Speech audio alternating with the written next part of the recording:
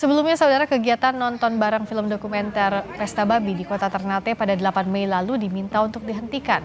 Nobar ini diselenggarakan oleh Aliansi Jurnalis Independen (AJI) Ternate dan Society of Indonesian Environmental Journalists (SIEJ). Dan Dim 1501 Ternate menilai bahwa film yang mengisahkan perjuangan masyarakat adat Papua berpotensi memicu konflik di kalangan masyarakat. Sementara AJI Ternate menilai pembubaran nobar merupakan intimidasi terhadap kegiatan sipil yang sah. Bukan menyepelekan kepentingan atau apapun tentang film ini, saya tidak bisa lagi.